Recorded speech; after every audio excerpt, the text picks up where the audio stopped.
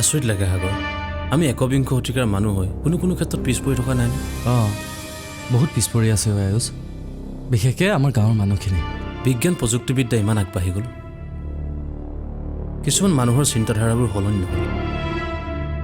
এতিয়াও মানুহৰ মনত কুসংস্কাৰ, অন্ধবিশ্বাস আদিবোৰ আছেই। হিংসা আৰু প্ৰতিহিংসাই গোটেইখন শেষ কৰিলে। মানুহে কিছুমান অলাগতিয়াল কথাত কেনেকৈ সময়বোৰ নষ্ট কৰে চাচোন।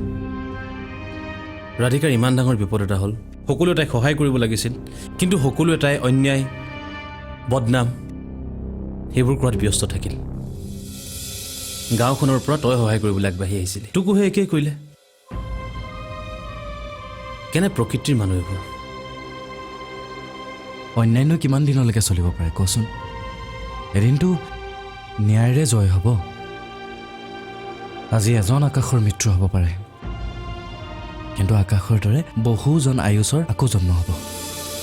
সাগৰ, মই ভাবোঁ যেতিয়ালৈকে মই এইখিনি ঠাইত আছোঁ, ৰাধিকাক সহায় সহযোগিতা কৰিয়ে যাম।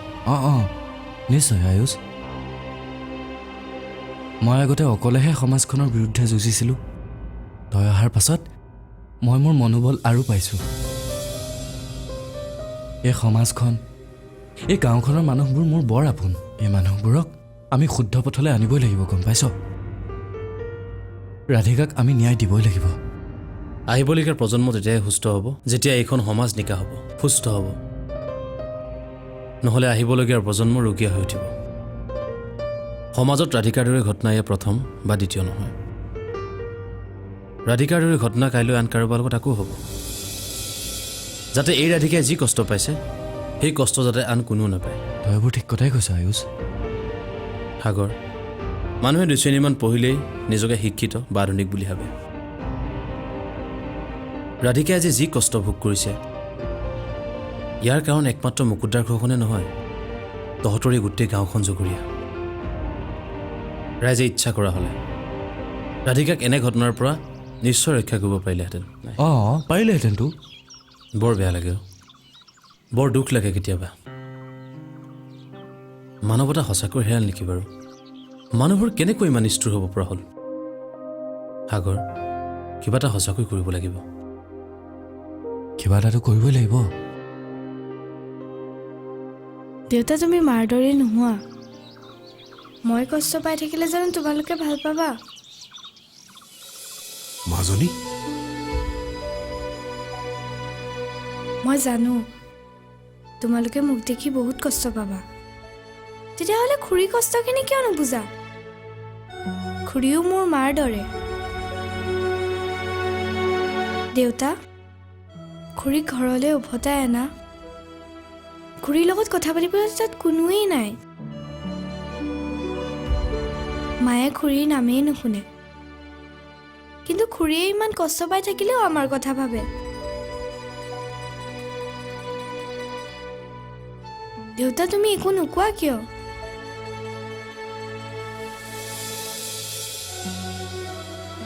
দেউতা,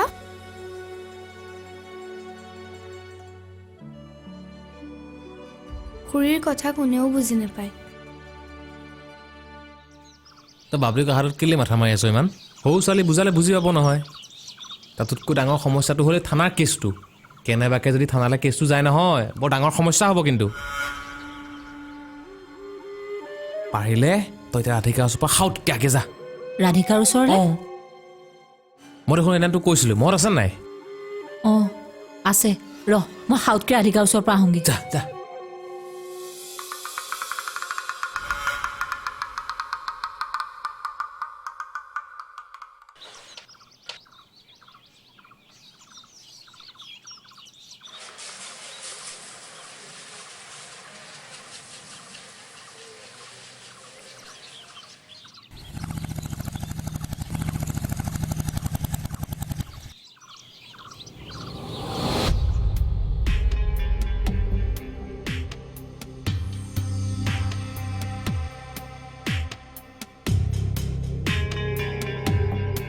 ছাৰ।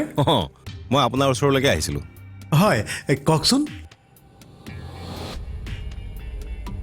কালিলৈ এপাক থানালৈ যাব লাগিব।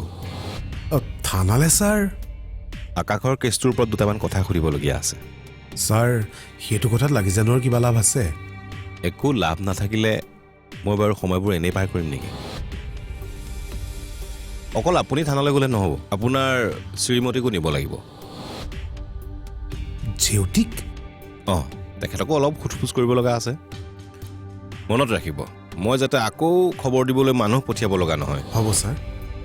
বৰা বলক। হয় ছাৰ।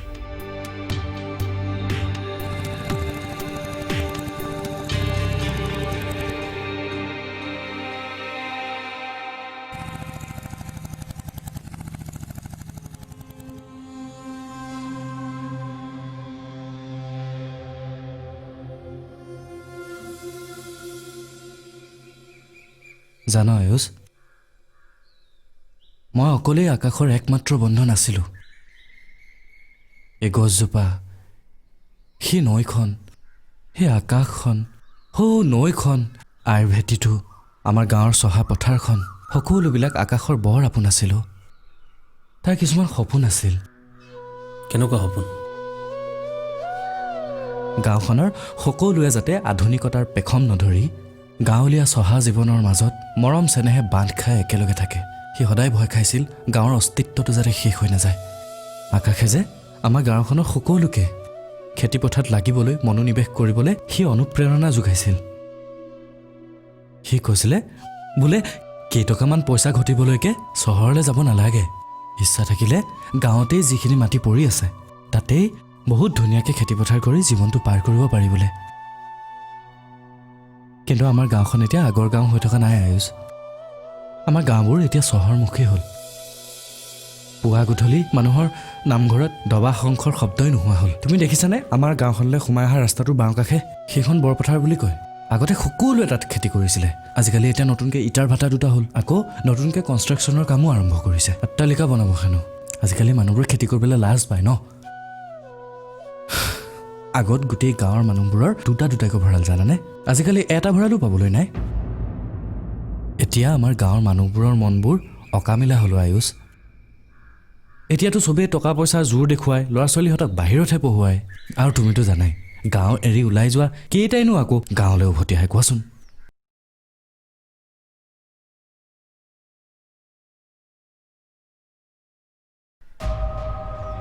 এইখন পথাৰতে খেলি ধূলি ডাঙৰ দীঘল হয়, পিছত আকৌ গাঁওখনলৈকে পিঠি দিয়ে। খেতিত নধৰে নহয় কোনেও। এইবোৰ এতিয়া মাটি দেখিছা এনেই পৰি থাকে। কথাবোৰতো ঠিকেই কৈছ। আকাশে বিচাৰিছিলে আমাৰ গাঁৱৰ সকলোখিনি মানুহৰ উন্নতি হওক, কিন্তু গাঁওখনো আগৰ দৰে গাঁও হৈ থাকক। পকী ৰাস্তা হ'ল বুলিয়েই বোলে চহৰলৈ কেতিয়াও ঢাপলি মেলিব নালাগে। আৰু গাঁৱৰ প্ৰত্যেকজন মানুহকেই গাঁওখন সেউজীয়া কৰি ৰাখিবলৈ অন্ততঃ সি কৈছিলে বোলে মাহৰ মূৰত বা বছৰ মূৰত এজোপা হ'লেও গছ ৰোৱক। চোৱাচোন চোৱা,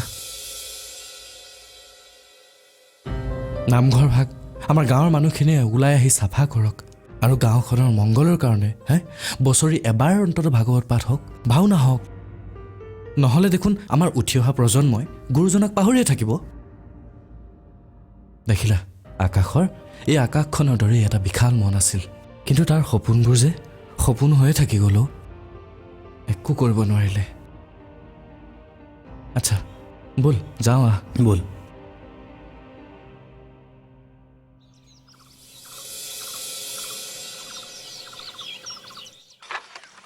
ৰাধিকা, অ ৰাধিকা,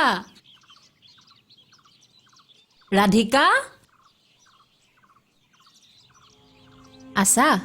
আপুনি হঠাৎ এনেকৈ আহিলে যে? এখেতে কপিলীঘাটৰ পৰা ভাঙোন মাছ কেইটামান আনিছিলে। টেঙা আঞ্জা আনিছিলোঁ, ভাবিলোঁ তোমাকো অকণমান দি যাওঁ। তুমিনো অকলশৰীয়া মানুহজনীয়ে মাছ পুঠি ক'ৰ পৰা যোগাৰ কৰিছা? বাহ, আজি আপোনাৰ হঠাৎ মোলৈ ইমান মৰম উপজিলে যে, কথাটো কি বৌ? তেনেকৈ কিয় কোৱানো? কেতিয়াবা বৰ আচৰিত লাগে। হঠাৎ বা আজি আপোনাৰ মোলৈ কেলে আঞ্জাখন বনাই আনিবলৈ মন গ'ল? ৰাধিকা, আমাৰ কথা বাদ দিয়া, কিন্তু বাবলিয়ে তোমাক বৰ ভাল পায়। বাবলিয়ে অনবৰতে তোমাৰ কথা কৈয়ে থাকে। তাইৰ মতে তুমি এই আঞ্জাখন খাব লাগে, সেইবাবে আনিছোঁ। সঁচা কথা এটা কওঁ, তুমি বেয়া নাপাবা।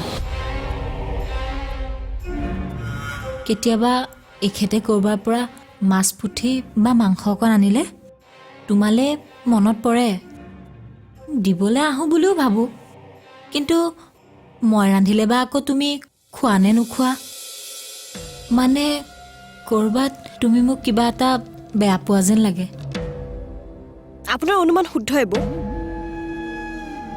এৰা, মই তোমাৰ লগত যিখিনি কৰিলোঁ তুমি চাগে মোক কেতিয়াও মাফ কৰিব নোৱাৰিবা। পৰিস্থিতিয়েহে মোক এই সিদ্ধান্ত ল'বলৈ বাধ্য কৰালে। সঁচা কথা ক'বলৈ গ'লে সকলোতো ঠিকেই আছিল। তোমাকো মই সেই নিজৰ ভনীৰ নিচিনাই ভাবিছিলোঁ, কিন্তু এই ওচৰ পাজৰৰ মানুহবোৰে কথা কৈ কৈ মোৰ মনত বেয়া ভাৱবোৰ সুমুৱাই দিলে। হয় নেকি বৌ?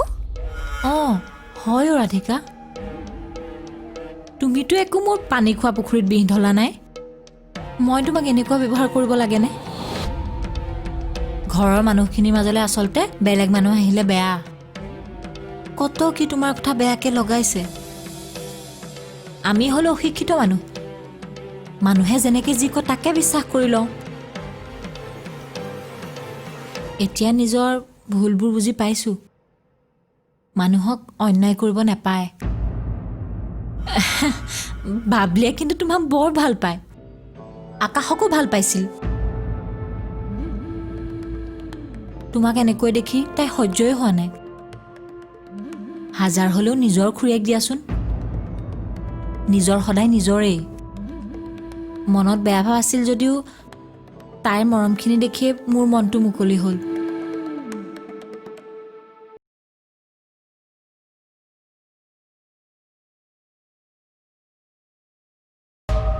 এৰা, এতিয়াহে বুজিছোঁ কেতিয়াবা কিছুমান কথা মানুহে এৰা ধৰা কৰিও চলিব লাগে।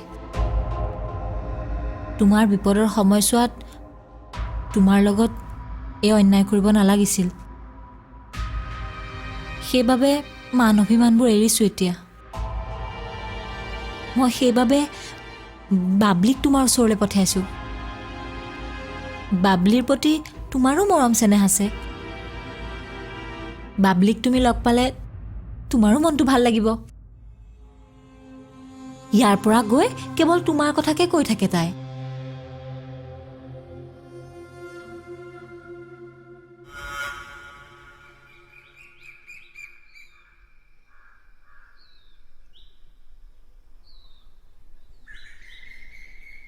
বুজিছোঁ সাগৰ, আকাশৰ কথা বহুতৰ মুখত শুনিছোঁ, কিন্তু তোৰ মুখত আকাশৰ কথা শুনি তাৰ প্ৰতি শ্ৰদ্ধা ভাৱ আহিছে। কিমান দূৰদৰ্শী আছিল ল'ৰাজন। এনে এজন ল'ৰা গাঁওখনত বৰ প্ৰয়োজন। বুজিছ আয়ুষ, মোৰ কথাবোৰতো তই শুনিছই হয়নে? মোৰ বৰ্তমান আপোন বুলি ক'বলৈ কোনোৱে নাই। তুলি লোৱা আইবোপাই কেতিয়াবাই ঢুকাল। তেতিয়াই মই ভাবিছিলোঁ যে গাঁওখন এৰি আৰু মই গুৱাহাটীলৈকে গুচি যাওঁগৈ। অকলশৰীয়া মানুহে কিবা এটা কৰি চলিম আৰু। কিন্তু মোক সি যাবলৈকে নিদিলে। হয় নেকি? অঁ, মোক এই গাঁওখনতে থাকি কিবা এটা চিন্তা কৰিবলৈ ক'লে।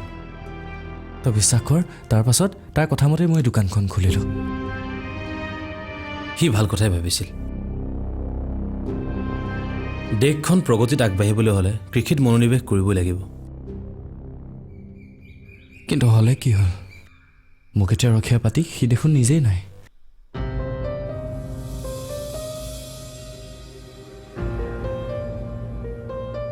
আকাশ নাই ঠিকেই, কিন্তু আকাশৰ আদৰ্শবোৰতো আছে।